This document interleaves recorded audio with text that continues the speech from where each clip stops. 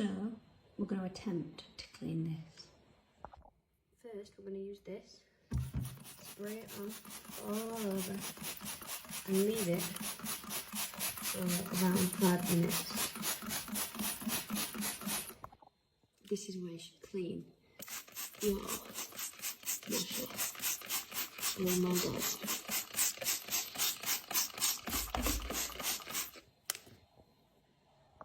Right, so what I'm going to do is use this.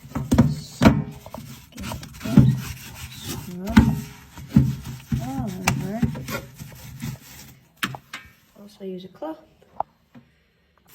Don't forget to lift this out where your softener goes. Elbow grease scrubber.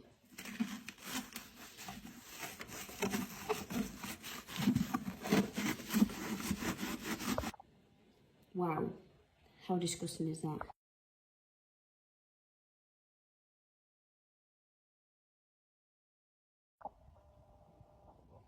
Ta-da! Now look at that.